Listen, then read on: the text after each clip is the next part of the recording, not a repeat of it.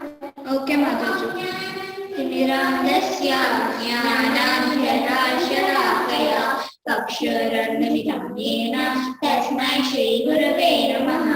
श्रीचैतन्यमनोभीष्टं स्थापितं येन भूतले स्वयं रूपा कदा मह्यं ददाति स्वपदान्तिकं। वन्देऽहं श्रीगुरु श्रीयुतापदकमलं श्रीगुरुन् वैष्णवांश्च श्रीरूपं साग्रजातं सहगना रघुनाथान्वितं तं सजीवं साद्वैतं सावधूतं सर्वजना कृष्णचैतन्यदेवं श्रीराधाकृष्णपादा सहगना रघुनाथ सहगन ललिता श्रीविशाखान्वितांश्च हे कृष्णा करुणा सिन्धु दीनबन्धो जगत्पते गोपेशा गोपिका कान्ता राधा कान्ता नमोऽस्तुते सप्तकाञ्चन गौराणी राधे वृन्दामहेश्वरी वृषभानुसुते देवी प्रणमामि हरिप्रिये वाञ्छाकल्पतरुभ्यश्च कृपा सिन्धुभ्य एव च पतितं पावनेभ्यो वैष्णवेभ्यो नमो नमः। जय श्री कृष्ण चैतन्य प्रभु नित्यानंद श्री अद्वैत गदाधर श्रीवासादि गौर भक्तवृंद हरे कृष्णा कृष्ण कृष्ण हरे हरे हरे राम राम राम हरे हरे। हरे कृष्ण माता जी। Hare Krishna Ma, thank you. Okay, now let's get started. Yeah. So first I'll offer my pranamas. Om Namo Bhagavate Vasudevaya. Om Namo Bhagavate Vasudevaya. Om Namo Bhagavate Vasudevaya. Nama Om Vishnupadaya Krishna Prasthaya Bhutale Srimate Bhaktivedanta Swami Niti Namine Namaste Saraswate Devi Gauravani Pracharini Nirvisesha Shunyavadi Paschatya Deshatarini Jai Shri Krishna Chaitanya Prabhu Nityananda Shri Advaita Gadadara Shivasadi Gaura Bhakta Brunda Hare Krishna Krishna Krishna Hare Hare Hare Rama Rama Rama Hare Hare. Hare Krishna. Thank you very much for joining. So today we'll start with Dhyana Yoga. Chapter 6, Dhyana Yoga. So anyone know what is Dhyana Yoga? So we already discussed about this, right? What is Dhyana Yoga? Yeah, Akshaya? అంటే మాతాజీ జపం చేసేది chanting చేసేవి అవన్నీ చేస్తే ధ్యాన yoga Mataji. With yoga with meditation. Okay, yeah. So that is Dhyana Yoga. So today we are discussing about Dhyana Yoga. So before actually starting with the chapter 6, let's see a quick overview of what we learned in the previous chapter. That is chapter 5. So what is the name of the chapter 5? Harshit. Yes, Harshit. Karma Yoga, Action in Krishna Consciousness. Very good. So, in this chapter, what we have learned is like there are 4 sections in this particular chapter. So, first section, what is the first section? Work for God, be free from bondage. What bondage here? Krishna is saying, he gave the analogy of a lotus leaf. How to be like a lotus leaf. So, how to be like a lotus leaf? Anyone wants to say? What are the steps involved to be like a lotus leaf? Anyone? Only Akshaya? Yeah, Akshaya, go ahead. Mataji ఆ lotus leaf కి నీళ్ళు ఎలా touch అవ్వదో అలాగే మనము results గురించి మనము detach గా ఉండాలి Mataji. Excellent, very good. So Krishna gave us 3 steps here. So what he said that we have to do the duty. And second, he said, like a lotus leaf, we have to be detached. In spite of being in this material world, we have to be detached from the results. And again, he told to control the senses. So how we can control the senses? By following the 4 regulative principles. When we follow the 4 regulative principles, then we are protecting the 4 pillars of Dharma. Can anyone say what are the 4 pillars of Dharma we discussed here? What are the 4 pillars of Dharma? No one? So we talked about the 4 regulative principles, right? So what are the 4 regulative principles, or else anyone? Ananya, what are the 4 regulative principles? No gambling, no intoxication, no meat eating, and no illegal relationship. Very good, excellent, yes. So then in the next section, we actually discussed about the knowledge of the 3 doers. So what is the knowledge of 3 doers? So we saw that whenever any activity is performed, there are actually 3 doers. So who are those 3 doers? One is the Prakriti, material nature, which actually facilitates, and the soul, which actually desires, and the super soul, who is the sanctioner of our desires. And then in the next section, we discussed about equal vision. So once we have the knowledge of the 3 doers, then we will have that equal vision, wherein we can see each and every living entity. We can see Paramatma in each and every living entity. We can understand that each and every living entity is the child of the God. Okay, and the next we have a very small section wherein we just saw the introduction to Ashtanga Yoga.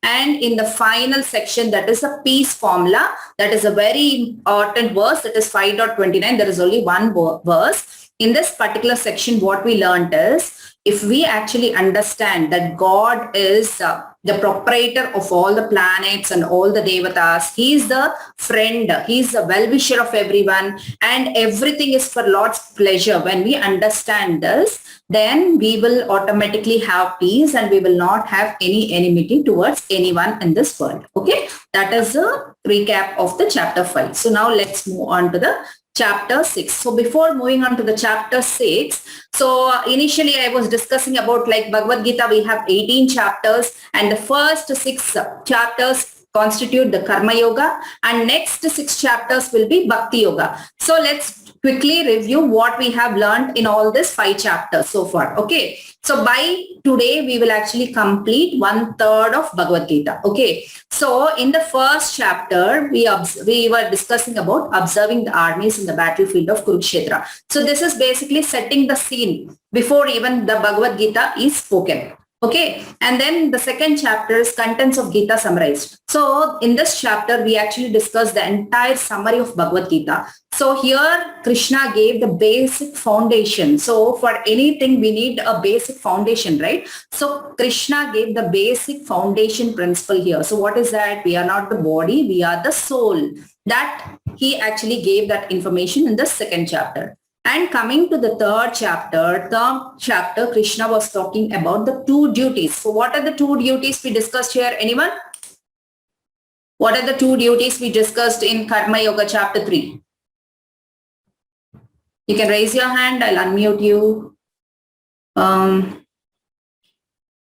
Yeah, Charan, Brunda, are you there? Okay, you're not able to unmute. Okay, Krishna Priya or Vishnu Priya? Hare Krishna Mataji. Yes, ma'am. Can you repeat the question? 1 minute. So in the chapter Karma Yoga, what are the 2 duties we discussed? In Karma Yoga, 2 duties. Oh, you're all mute again. Yeah. Okay, let's go to Harshit. Mataji, Swadharma and Sanatana Dharma. Very good, yes. So here we discussed about Swadharma and Sanatan Dharma. So more emphasis is given on Sanatan Dharma here, because often in our busy lives, we actually are totally forgotten about the Sanatan Dharma. Nobody is actually following the Sanatan Dharma these days. So more emphasis is given on Sanatan Dharma. And in the 4th chapter, Krishna was discussing about the transcendental knowledge. Here actually we discussed about how to defeat the Newton's importance, third law of motion. So what Krishna explained here, Krishna was explaining about karma, then vikarma and akarma. These three we discussed in this particular chapter. And in the fifth chapter, which we discussed in the last week. So here what we discussed is, we discussed how to be like a lotus leaf in spite of being in this material world. How can we lead our life? And then we learned about the knowledge of the three doers. Okay. So far clear, right? Clear? Yeah, good. So now let's move on to this chapter 6. So in this chapter 6, there are actually 4 sections. So first, see, this chapter is what we have discussed. It is Dhyana Yoga, right? Dhyana Yoga means meditating. So to meditate, actually, what is Krishna saying here? Krishna is saying that there is lot of importance. He is giving lot of importance to control the mind. Harshit, why are you requesting for screen share? Which Harshit is that? Yeah, I think it is T Harshit. Yeah, T Harshit, stop doing that. Okay. Then in the first section, Krishna is discussing from the verse 1 to 9, importance of mind control. Because it is very important to control our mind if you want to do Ashtanga Yoga process. Okay. In the second section, Krishna is talking about the stages of Ashtanga Yoga. From the verse 10 to 36, Krishna is discussing about the stages of Ashtanga Yoga. So Ashta means 8. So here Krishna gives us the 8 stages of Ashtanga Yoga.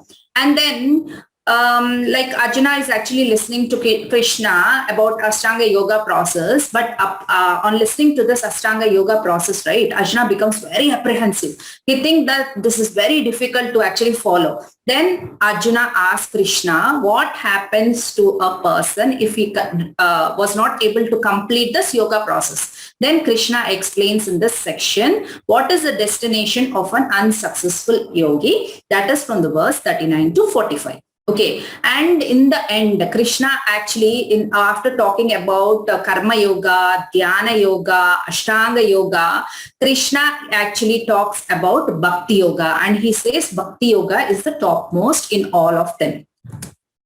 Now let's go to the first section. So mind control. So what Krishna is saying here is, Krishna is saying the mind can be a friend or an enemy. So what here in this particular section, Krishna is discussing about what is the nature of mind and about yoga redefined. So now let's see what is the nature of mind. So if anyone wants to read this verse.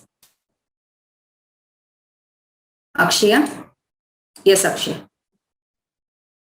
Bandhur atma manastasya yena tamaiva tamanajitaha anatmanastu shatruve varte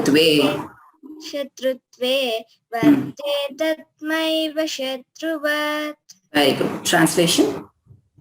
Translation: for him who is conquered the mind is the best of friends. But for one who is failed to do so, his mind will remain the greatest enemy. Very good. So what is Krishna saying here? Let's see. See, Bandhur. See, even if we don't know Sanskrit, if Telugu language is very close to Sanskrit. See, Bandhu means what? What is the meaning of Bandhu? Bandhu means a relative or a friend, like that. And Shatrutve he's saying. Shatru means enemy. So what is Krishna saying here? For a person who has conquered the mind will become the best of his friends. But the person who has failed to actually conquer his mind, right, the mind will become his greatest enemy, Krishna is saying here. See, for example, we might go to a big shopping mall. There might be so many shops there, and you might like a beautiful dress there. But it is not actually required for us because maybe that dress costs like 6,000 or 10,000. But because we actually like it, we get attracted to that. And our mind actually drags toward that. Like, I want it, like that. But what Krishna is saying here is a person who can control this is actually making the mind as his friend. So let's see this in detail. So here, what is the nature of the mind? Krishna is explaining. The nature of the mind can be either the friend or an enemy. See, like if you go to the shopping malls, right? When small children, like if you have observed like small, like 2 year or 3 year old, some of them, if you actually take outside, right, to the shopping mall or something, they might get attracted towards the toys and all. Like if you go to the supermarket, right? These supermarkets, they actually have that marketing tendency wherein near the cash counter, they actually keep chocolates and everything to attract the kids who actually come to this supermarkets. So what this kids, the hyperactive child does is, like she wanted to have them, she or he wanted to have the chocolate. So what, when the parents say, oh, no, that is not good for your health, that is not good for the teeth and all, when the parents say that, what this kid does, she or he will not be in a position to actually listen to the parents. They will actually fall on the ground, jump, cry, do all sort of mischief until they get the chocolate. So our mind is basically like that. See, now we are sitting in class, but our mind will be reeling in so many ways. Like if someone is actually passing by, we'll just look at that side, or we get distracted in so many ways. But and we can take an example of a monkey also. If you have seen monkeys, right? These monkeys, what they do, they jump from one wall to other wall, one building to other building, one tree to other tree. See, if the monkey is jumping from one tree to other tree or one branch to the other branch, is it actually achieving anything? No, aimlessly it actually jumps from one branch to other branch. So this mind is compared to a monkey here actually. So what is Krishna saying? See, what are the qualities of a friend? If you want to define a friend, can anyone say what are the qualities can be for a friend? Anyone? You can raise your hand. You can raise the digital hand, so it will be easy. Yeah, Divya. Yes, Divya. Yes, sir. Rather, dear friend is a person who stays with us in our whole life. He is a well-wisher for us, and he is in our support. He supports us if we are in a happy situation, or we are in a sad situation. Excellent. Very good. Can anyone tell who is an enemy? Enemy. Vishnu Priya. Yeah, 1 second, Divya. Vishnu Priya will give others chance. Vishnu Priya, yes. Can you Enemy. hear me? Yes. Enemy. Who is an enemy? Means who is reverse to us. Yeah. For example, who is an? Whom we don't like, means if we tell something, he will not do that, means he will do reverse for us. Okay. So let's see, like Divya was saying that well-wisher, that is absolutely correct. So friend is a well-wisher who is very supportive. And if we have a goal, right, what does the friend do? Friend will try to support us throughout the life. And also friend is a critic. Like if you are doing something wrong, or if you are going on a wrong path, if the friend comes to us and corrects us, he is the real friend. So in the good or bad, he is there with us and he will support us whether we are doing good or bad. If we are doing bad, he will actually correct us. That is a friend. But who is an enemy on the other hand? This enemy he is very envious of us and he actually misguides us. He will give all wrong instructions. Okay. So Krishna is saying that you want your mind to be your friend or you want your mind to be your enemy. We have to decide. Okay. So now let's see in detail how to make our mind as a friend. To make the mind as a friend, first we need to follow the instruction, follow the direction. So how we can follow the direction? We already discussed about the ABCD in the last chapter, right? Can you even tell what are those ABCD? Yeah, Harshini. Yes, ma'am. A means association. Mm-hmm. B means books, ma'am. C means chanting. E means diet. Excellent. Yeah. So if we want our mind to be our friend, we have to follow this direction. So association, reading Bhagavad Gita, Bhagavatam, chanting the Hare Krishna Maha Mantra and following diet. Diet is taking proper food, offering it to Krishna, taking that prasad. Okay. And then when we actually make our mind as a friend, right, we actually make very good health choices or progressive choices because we are following the 4 regulative principles, right? Then automatically our health also will be taken care of. And we will be totally detached from sense gratification, because we know that we are doing everything for the pleasure of Krishna. We are not doing for our own sense gratification. So what will be the result when you make your mind as your friend? What will be the result? Krishna is saying that the result will be freedom and elevation. What is elevation? You can progress gradually towards the spiritual journey, towards the spiritual path. You can progress towards Krishna. You can get very closer to Krishna.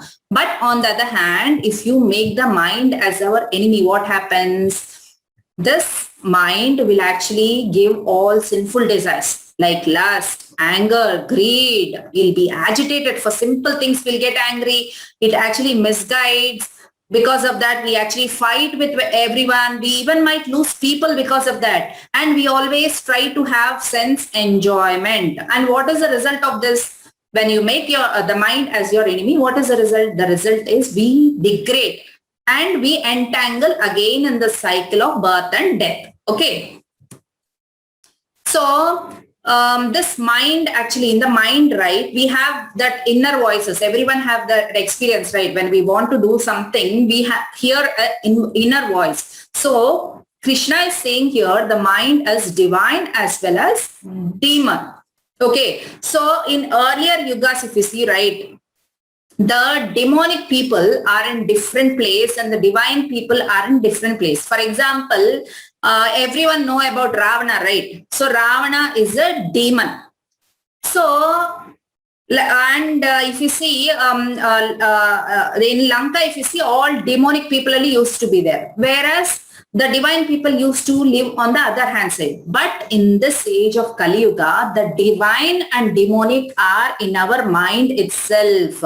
So for example, you all have exams, right? During the exam, demonic doesn't mean you have to make some sin or you have to commit some crime.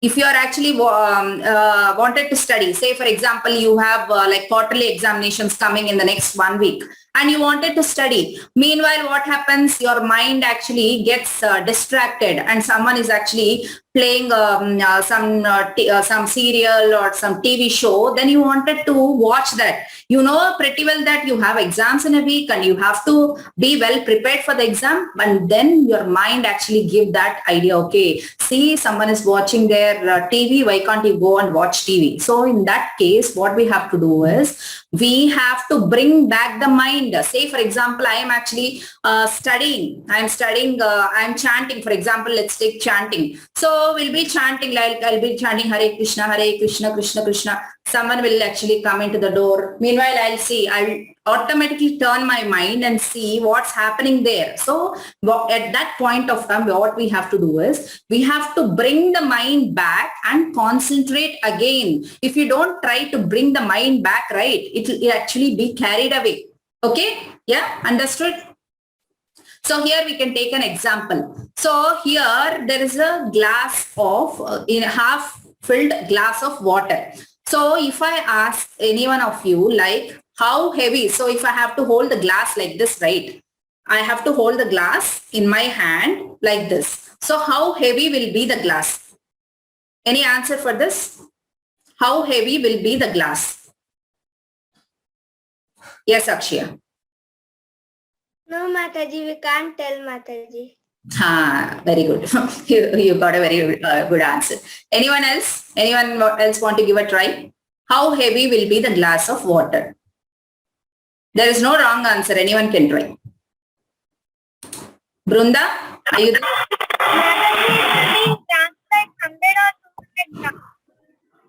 Sorry, Nana, I can't hear you. I can tell the approximate, but I can't tell the exact. Yeah, no problem. I don't Okay. Okay, no problem. I think that's answer, Mataji. Yes, Akshaya. Give a try. Mataji, it will depend on how much water is there, Mataji, and how much weight is there. You're seeing, right? It is only half filled. Yes, Mataji. Okay. So see, if I hold this glass maybe for 1 minute or 2 minutes, it won't be that much of heavy for me. But if I asked to be hold for 1 hour, 2 hours, 24 hours, then how heavy it will be? It will be automatically heavy, right? For 10 minutes, it doesn't be that much of heavy because we know that it is only half filled and it is just easy for me to carry. But if someone asks me to actually hold that for 24 hours, then it will be very painful and heavy for me, right? Agree? Yeah. So what we have to understand from here is everyone will get some demoniac ideas. Demonic ideas doesn't mean that you have to kill people or something like that. It is basically the distraction. Okay. Distraction from the activity you're doing. Or else sometimes maybe you might fight with your own siblings and then you might actually have that in your mind. But if you carry that negative thoughts in your mind for a long time, right, then it will be automatically painful. That will actually destroy the relations itself. So if you just carry that for 1 minute or 2 minutes, it doesn't cause any harm. But if we actually carry that negative thoughts throughout like a day or two, sometimes even the relations will be broken apart. So it is important to understand that we don't actually carry this bad thoughts or negative thoughts for a long time. Okay? Understood? So here we have a life lesson if anyone want to read. Those who haven't read or spoken so far. Atidi. Not able to hear you, Nana. I'll try again. Okay, Rana? Yes, no. Negative thoughts come into our mind, but we should not allow them to inquire us. Conquer us. So what we have to do when negative thoughts come into our mind, we should not keep those thoughts in our mind for long. We should not let them conquer us. Okay, we have to control them. That is what this life lesson is talking about.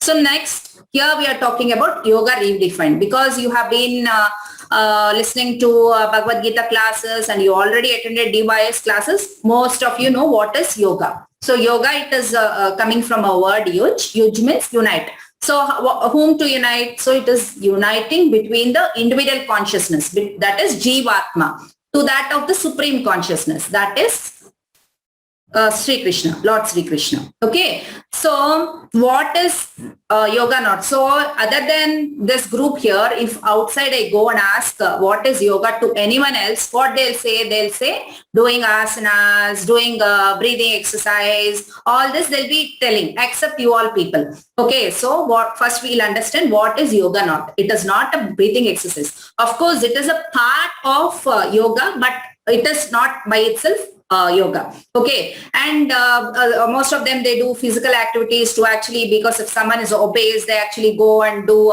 gym and all. So that is not yoga.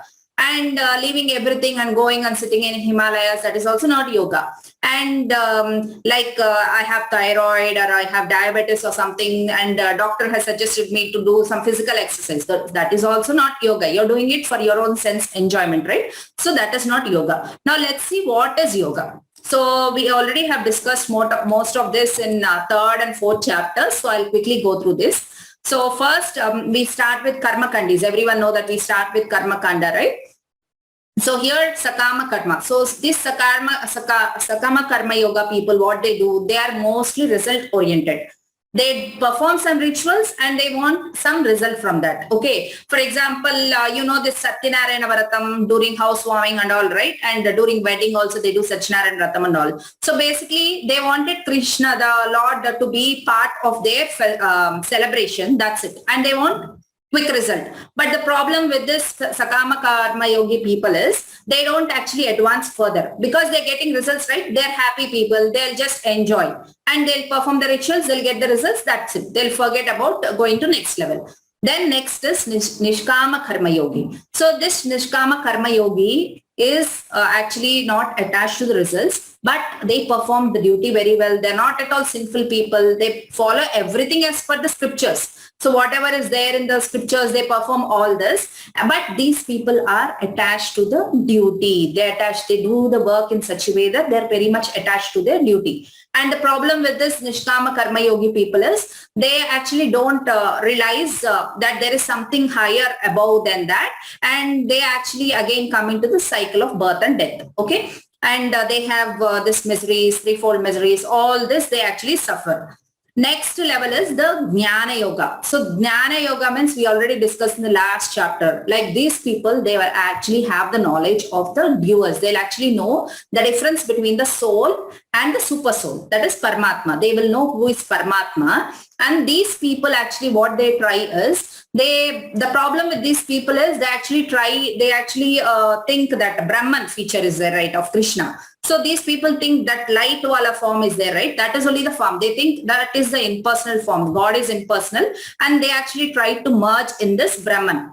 So these people will not go above this level. And next, Krishna discusses about the Ashtanga Yoga. So we'll discuss in detail further slides. So here Ashtanga Yoga, by doing Ashtanga Yoga, right, they actually acquire mystic power and all. And finally, Krishna is talking about the Bhakti Yoga. So Krishna is saying the Bhakti Yoga is topmost. So for example, let's take, like, for example, I want to buy a apartment. So I'll go to a gated community. Okay. I will actually go to the first floor. And that apartment name is announced as Lakeview Apartment. So I'll go to the first floor. I'll go into the balcony. From there, I'll see the view. See, first floor, from first floor, you won't be able to see the view that much, right? So I didn't like that. I'll go to the second floor.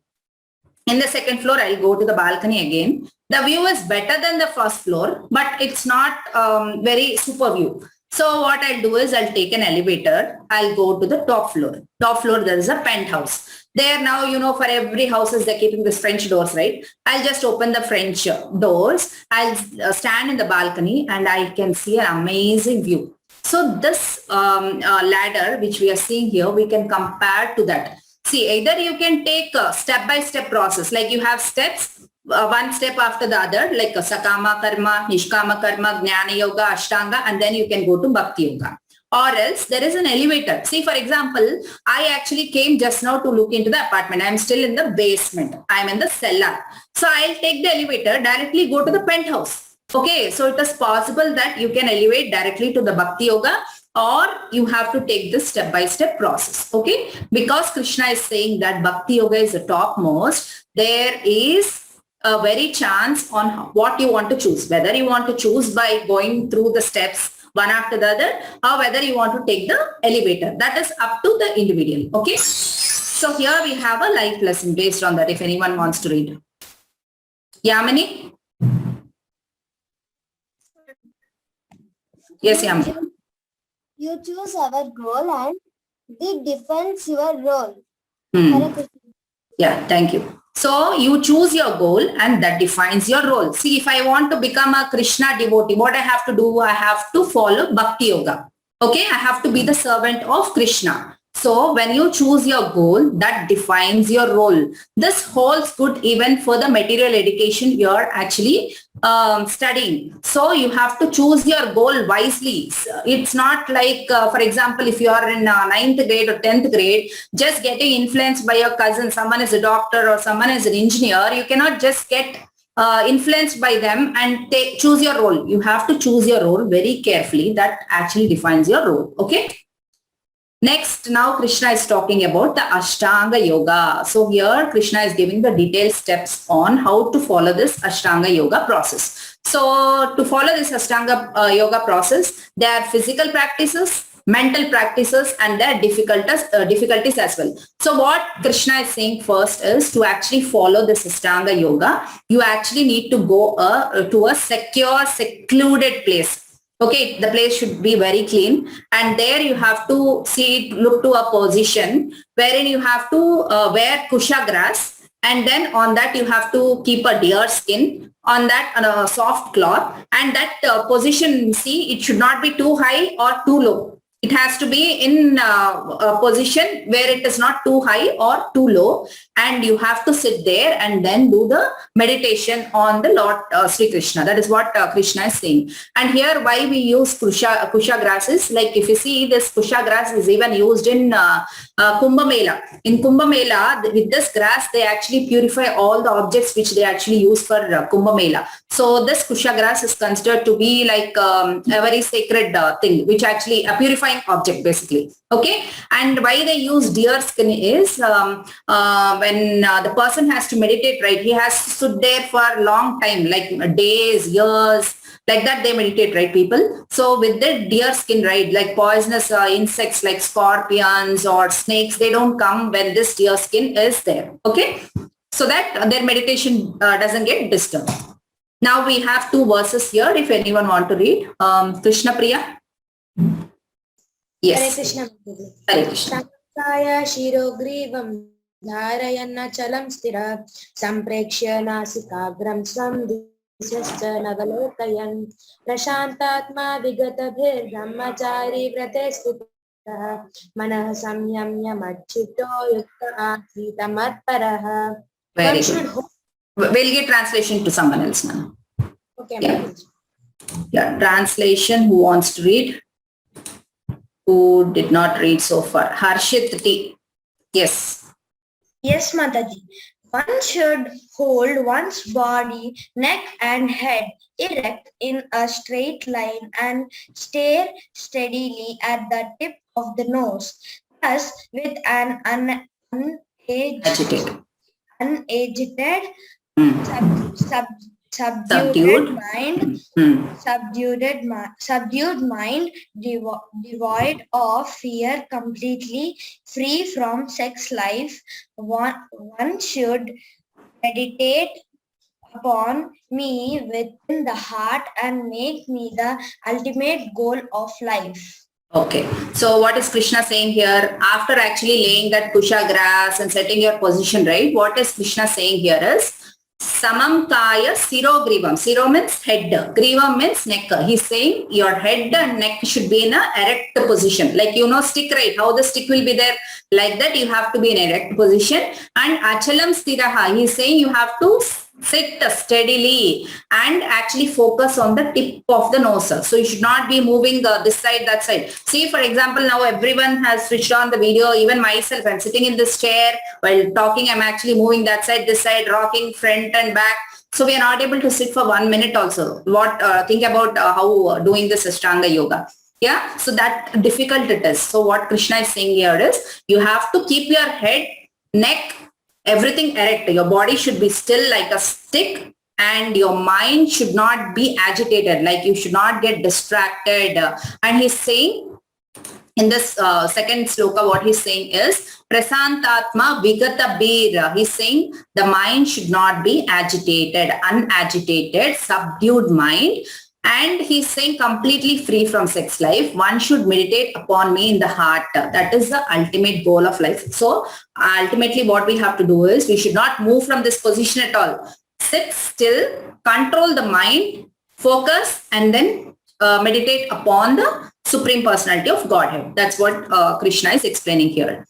Next sloka, if anyone wants to read. Sanvi? Yes, Mataji. Yeah. Yato nishchalati manaschanchalamasthiram tatastato niyam yetat atmanyeva vasham nayet. Translation. From wherever the mind wanders due to its flickering and unsteady nature, one must certainly withdraw it and bring it back under the control of the self. Very good. So what is Krishna saying here? Yato nishchalati manaschanchala astiram. So Krishna knows that this mind is chanchalam, that it actually is flickering. It goes there, here, everywhere it wanders. So what Krishna is suggesting here is, even if the mind wanders, it goes there, here and all, due to this unsteady nature, one must actually withdraw it and bring it back under control. So what Krishna is saying here is, you can just remember this one. Bring the mind back and try to concentrate again. Say, for example, now when I'm studying in my school, there used to be a big corridor and the windows are big windows we used to have. When anyone is actually going through the corridor, right, the entire class used to turn towards that corridor. So that is how the mind is. Even you might have observed during your online classes, right? You might be attending online classes now, and there might be so many distractions. But then we have to bring our mind back. We have to focus and concentrate again. That is what Krishna is saying here. So here we can discuss one story about mind's attachment. So you can see a beautiful house here, right? So there is a very old person who actually built this beautiful house, and he is very much attached to this house. And he had like 2 sons. So the younger son was saying like, this house is old enough now. We are getting a very good deal for this house. We'll sell this house off and then we'll buy a new house. But the father is very much attached to this house. He didn't even want to actually sell this house. But then the son was saying, no, daddy, we are getting a very good deal and we can get a good house, even better house than this. Why don't we actually sell this house? But the father is so attached. He has so many memories with this house. He said, no, I don't want to sell this house off. Then one day, both the sons went out. Then what happened is suddenly the house caught fire. And it was literally burning, and this person was sitting beside the house and he's crying like anything, looking at his house.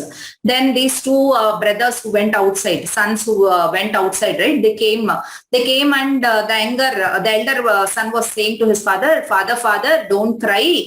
We actually signed the deal with that person, and now this house doesn't belong to us. Because we already signed that deal, this house doesn't belong to us, so you don't need to worry about this house. And this person, until then, was literally crying. He's in tears, and all of a sudden he stopped crying, because now he feels that this house no longer belongs to him. It is someone else's house, so he don't need to worry, right? But then again, the younger son came and he told, no, daddy, that agreement is not signed, because that house owner, right, the owner who wanted to actually take our house, he learned that you are very much attached to this house, so he didn't want to actually take our house.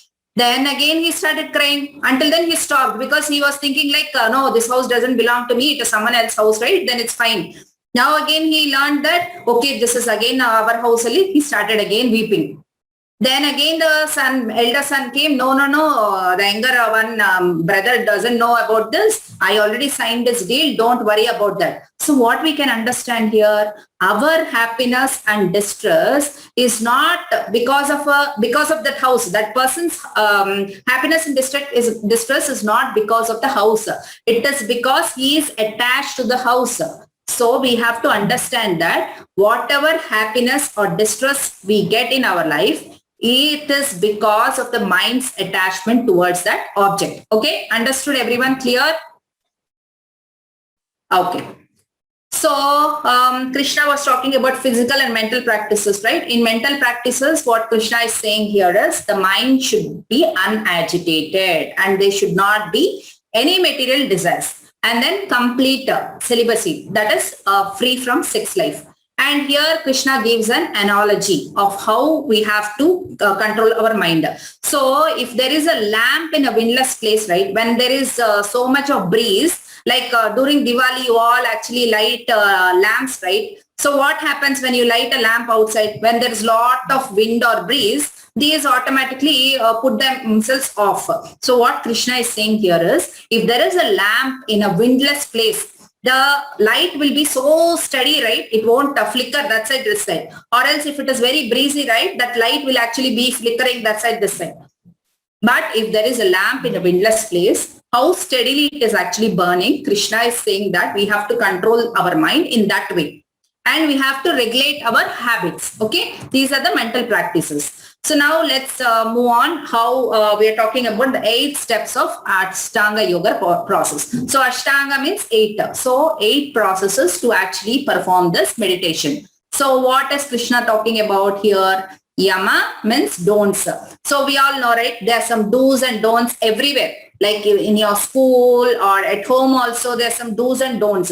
Do's and don'ts. What are the do's and don'ts? It is like a prohibition and prescription. Say, for example, you go to a doctor. You have some fever or something. So what the doctor give? He will give some prescription, some medicine he'll give. But in addition to that, he will say, okay, for the next 3 days, you should not eat any oily food.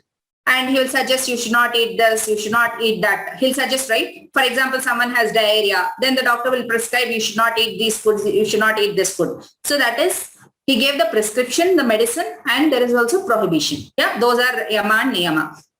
And then we have asana. We'll discuss more in detail. Asana, then pranayama, then pratyahara, dharana, dhyana, samadhi. Okay, we'll discuss each one in detail now. So the first two, what are the first two? That is yama and niyama. So yama means don'ts and niyama means do's. That is prohibition and prescriptions. Okay. And the third one is asana. So in this world outside, if you go and ask what is yoga, they will only talk about bodily exercise. But this is only a part of Ashtanga yoga. Why Krishna is talking about bodily exercise? See, if you want to do a meditation, you have to sit in a place. You have to sit to keep your body erect and all. So for that, first our body should be physically fit, right? So here, that's why Krishna is talking about asana, that is bodily exercise. Then we have pranayama. Pranayama, breathing exercise. Why is Krishna talking about breathing exercise? Because to control the mind, this actually inhale and exhale, right? Breathing exercise means if you go to any yoga teacher, what they'll teach, inhale, exhale. This is what they teach, right? So this actually helps to actually control our mind. When you're actually focusing on inhaling, exhaling, you can automatically control your mind. So that is one step Krishna was talking about here. And then pratyahara. Pratyahara means self-control. Self-control. See, when you're reading, someone might call you, you might receive some WhatsApp message, or you might see some Facebook message. There's so many distractions, right? In this material world, in this particular juncture where everything is automatic, everything is industrialized, everything is computerized.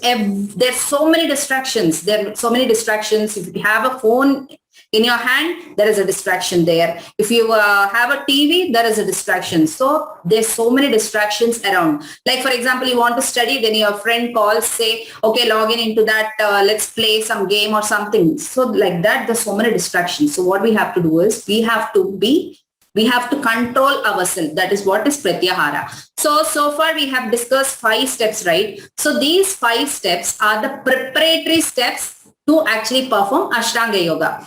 To perform what? Dharana. Dharana means meditating on the Lord. So Ashtanga yoga is performed to actually meditate on the Lord, right? So these 5 are the preparatory steps. When once you regulate, you have self-control, you have controlled your mind, and you're physically fit, then you will be able to meditate on the Lord. So this dharana means you are meditating on the Lord's form, the entire form of the Lord. Then we have dhyana. Dhyana means this in this level we actually meditate on a specific part of the body, like that previously we have seen. We meditate on the Lord's form. Here, like you meditate on the lotus feet, you actually meditate on the lotus face, like eyes, limbs, like that you will meditate. And after this level, we have the level of samadhi. So this level of meditation upon the Lord is when a person in Ashtanga yoga actually reaches this position, right? They actually forget everything what is happening beside them or outside. They're totally, that is completely, they're in trance basically.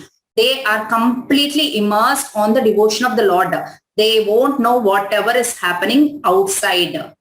Not outside, just surrounding them. They won't even realize what is happening. They will only be immersed in actually performing meditation on the Supreme Lord. So these are the 8 steps of Ashtanga yoga. So now we have, so once Krishna actually discussed about all the steps of Ashtanga yoga, what did Arjuna say? Let's see here. So who will recite this sloka now? Who haven't recited so far? No one? Okay. Yeah, Vishnu Priya, I think so. Krishna Priya recited. Vishnu Priya, yes. Chanchalam hi manah Krishna pramadi balavadridam tasyaham nigraham manye vayoriva sudushkaram. The mind is restless, turbulent, obstinate, and very, O Krishna, and to subdue it, I think, is more difficult than controlling the wind. Very good. So what is Arjuna saying? Arjuna is saying that Chanchalam hi mana Krishna. So this mind is Chanchalam. It is very much flickering. So you know that Arjuna is a great warrior, right? Arjuna even have the wind weapon. With that wind arrow, right, he actually can control the wind also. And Arjuna is saying that I can even control the wind, but not the mind. So 5,000 years back, Arjuna is actually saying this to Krishna. Krishna, I can control the wind, but not the mind. Then imagine our situation. We are in this material world. There's so many distractions. And is it really possible for us to actually perform the Ashtanga Yoga? No, right? Yeah, that is what we understand here. So here, this mind, this body is actually compared to a chariot. This is the chariot of the body. So here you can see, right, there are like 5 horses. These 5 horses are like the 5 senses. And the ropes which are actually tied to this, the reins, they're called as reins, which are actually tied to these horses is the mind. And the driver who's actually controlling this rein and the horses, right, is intelligence. And the person who is sitting in this chariot is the soul. So we have to be intelligent enough to discriminate what is good and bad. So how can we be intelligent? We will be intelligent when we feed Bhagavad Gita and Bhagavatam to our mind. Then that intelligence will actually help to actually control our senses. So if you won't control the senses, right, if all these 5 horses go in 5 different directions, what will happen? It will be a chaos, right? So we should actually feed our mind with intelligence. That intelligence, how can we give that intelligence? By reading Bhagavad Gita, Bhagavatam, and by chanting the Hare Krishna Mahamantra. Then we can control the mind. And this is what the picture is talking about. Here we have a life lesson. Who wants to read? Life lesson, let others read. Divya? Yes, Mataji. Multitasking is actually reducing our attention span. Success comes from focus, not dividing it. Very good. So these days, everyone feel that multitasking is really a great thing, but ideally it is not. When we are actually multitasking on so many things, right? You will actually you're listening to your class on the phone and you're actually doing some other work, but then you will not focus on anything. You're not giving 100% on anything. Just leave that multitasking and focus on one thing and you will definitely attain success. That is what Krishna is trying to convey.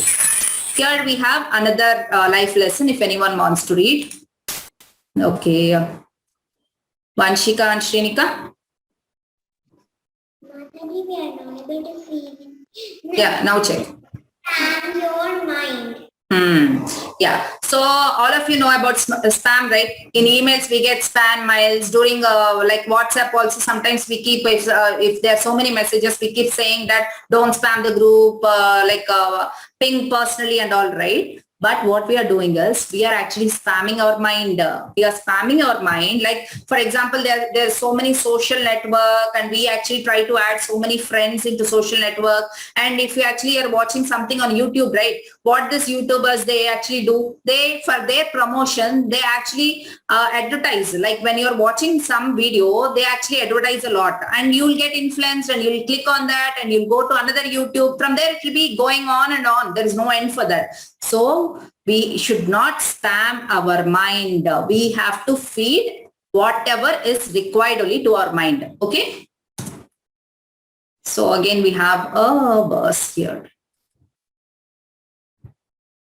Okay, Akshaya. Yes, Mataji. Arjuna vacha ayate Shraddaya.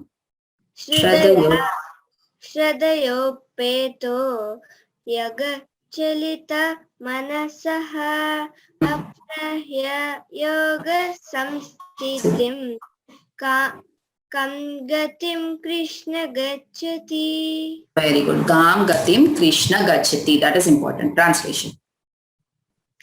Arjuna said, O Krishna, what is the destination of the unsuccessful transcendentalist Transcendentalist.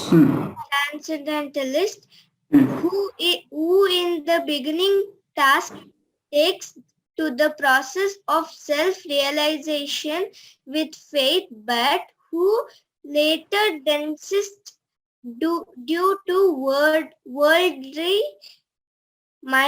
mindedness and thus does not attain perfection in mysticism.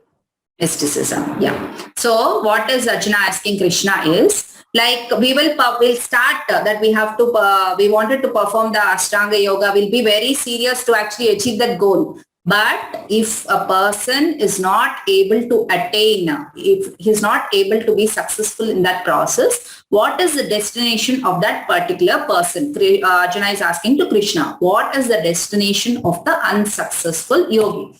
So Krishna here says that there are two options. If anyone want to read this verse. Siddharth Gorak. Siddharth.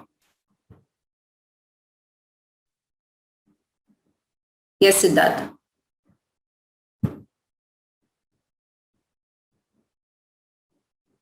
Are you there, Siddharth? I'm not able to hear you.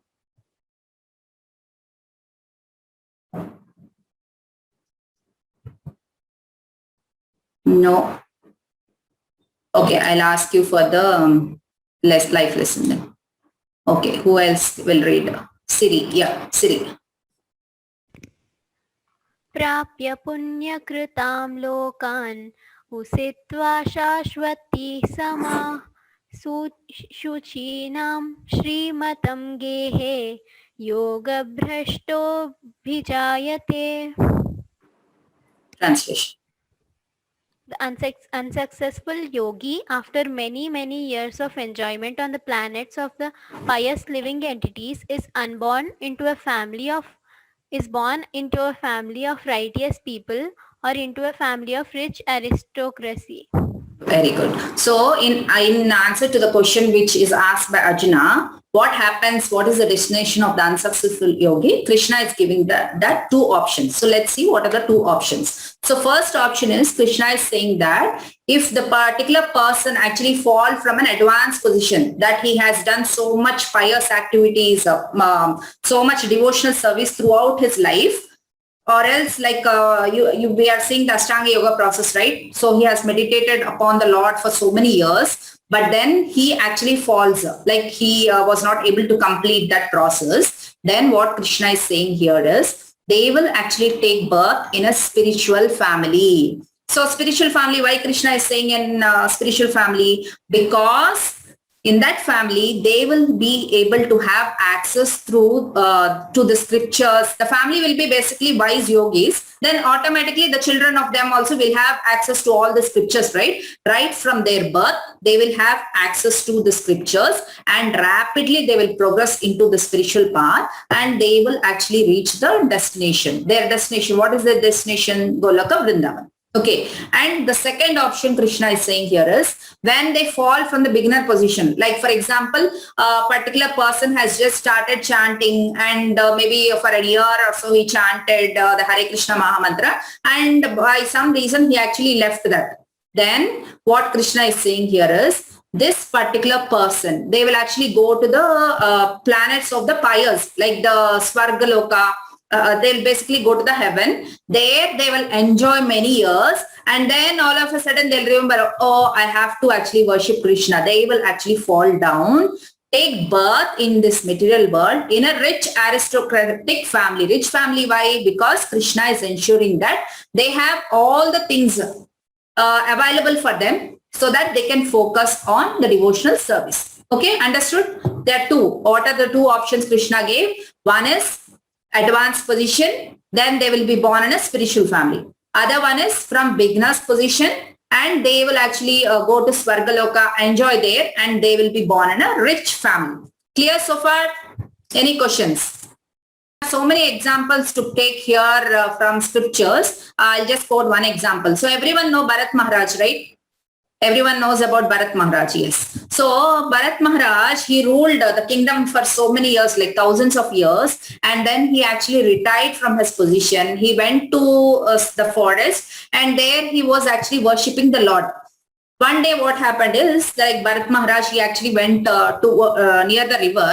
There he actually saw a deer, and the deer is like pregnant. And the deer, what happened to the deer is, just then the lion was actually roaring. For that just sound, right, what happened, this deer, it actually jumped from that place, and because of that it had a miscarriage, and the baby actually fell down, and this particular deer, it actually died. Then Bharat Maharaj was so compassionate towards that baby deer, and he actually brought the deer to his place where he is living in the forest, and he was taking care of the deer. So he was performing all his devotional service and everything. But then when he's performing some yajna or something, right, the deer, something it used to do. So like if you have small younger children in the family, right, if they do something right, we'll just get attracted towards them. We'll leave everything and we'll run towards them. So same way, Bharat Maharaj got very much attached to this deer, and whatever devotional service he's performing, he used to leave that and run towards this deer. So he got very much attached to that deer, and even while he's leaving his body, right, he got very much attached to that deer, and in the next life he actually became a deer.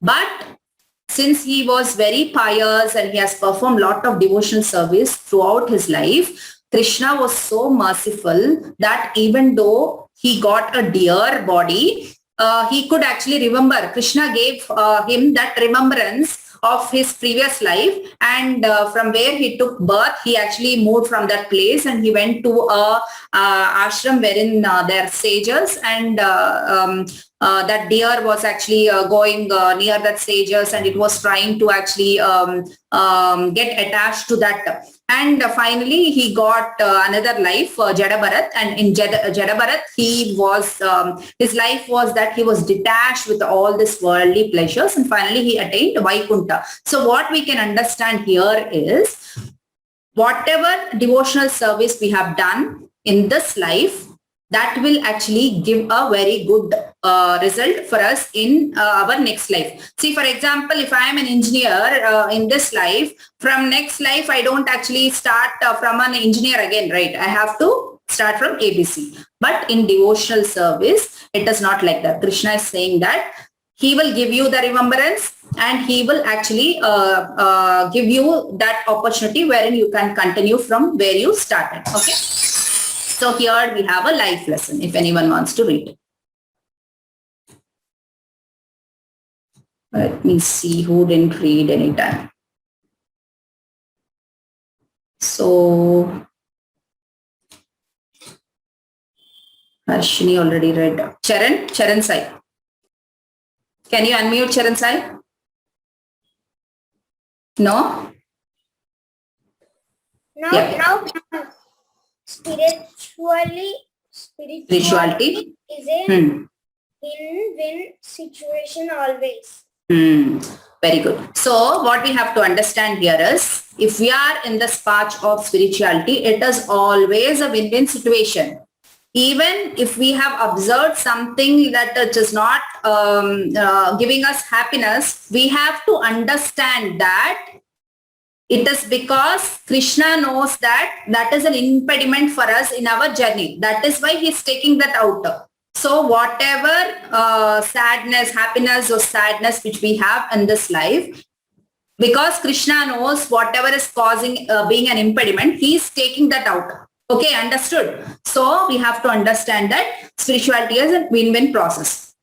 So after listening to all this, right? Okay, attendance, 1 second, let me post it. Yeah.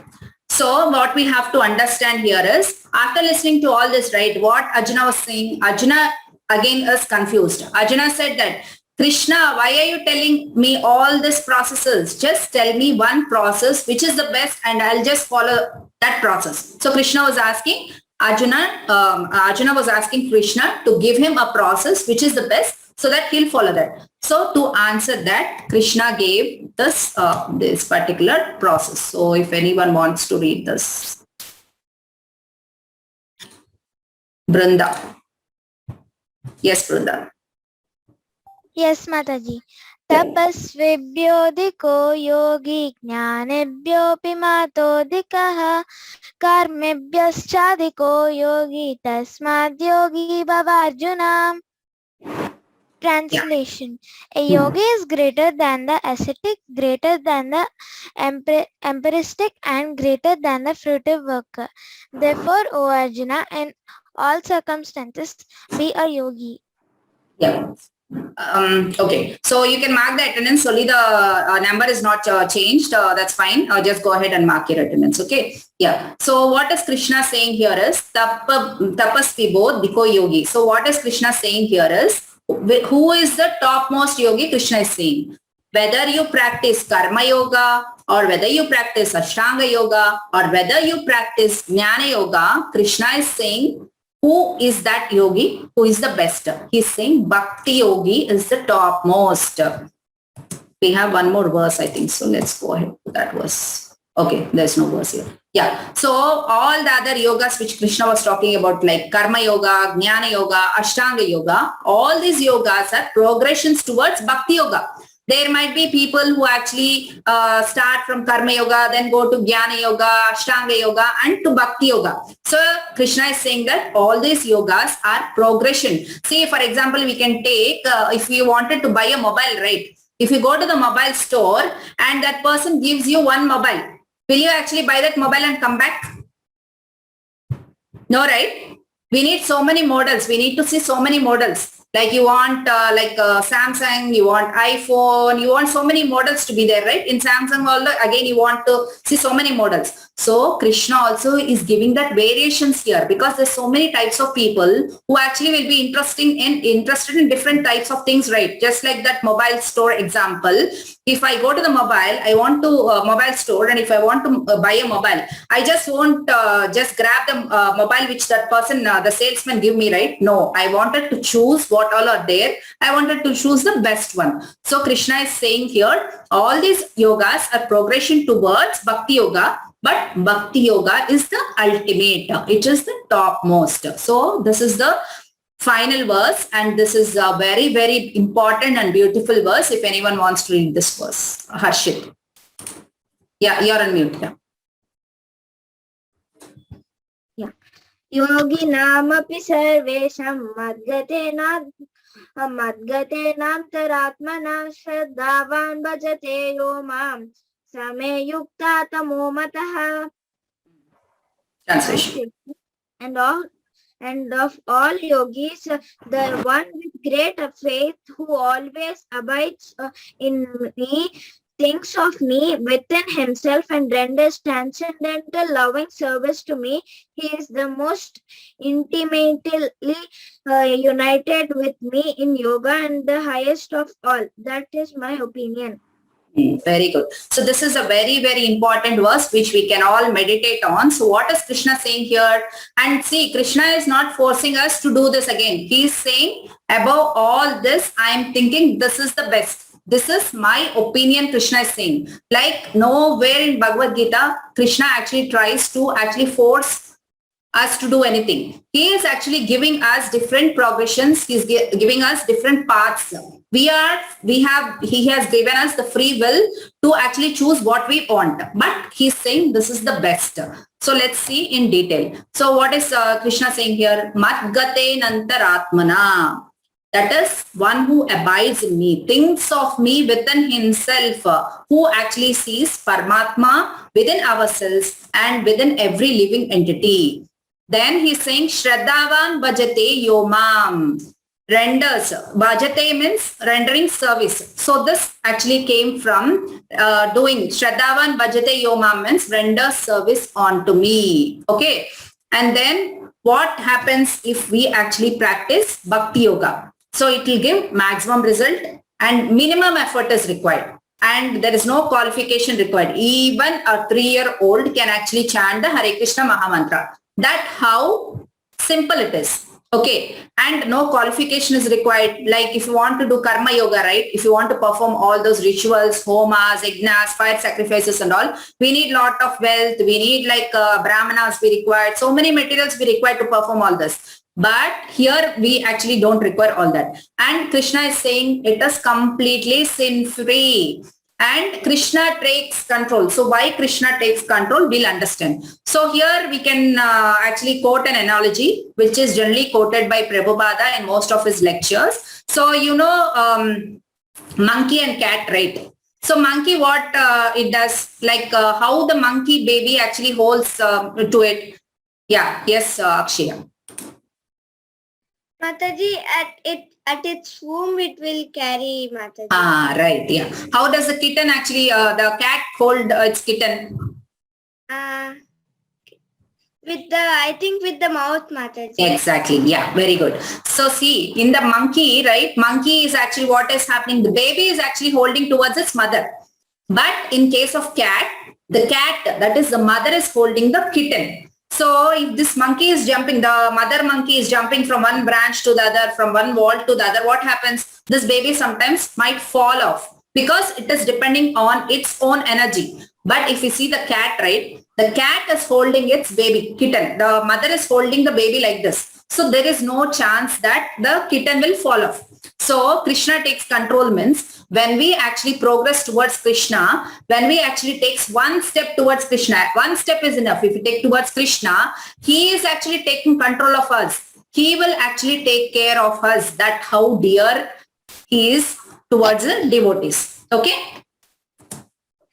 So what is the destination of the people who actually take towards this Bhakti Yoga? The destination is Golaka Vrindavan. So we already discussed in the previous fourth chapter, like we have three features of Krishna, right? Like Brahman feature, then Paramatma feature, and Bhagavan feature. Whoever realizes the Bhagavan feature, their destination is Golaka Vrindavan. Why Golaka Vrindavan? In Golaka Vrindavan, what we can do, we can see. So here when we have a relationship with Bhagavan, we can actually have different types of relationships with him. So these are the different types of relationships like Shanta, Dasya, Sakya, Vatsalya, Madhurya. So what is Shantarasa? In Shantarasa, in the Golaka Vrindavan, we can, whatever we want, we can be like, if you want to be a tree, you can be a tree. If you want to be a cow, you can be a cow and serve the Lord.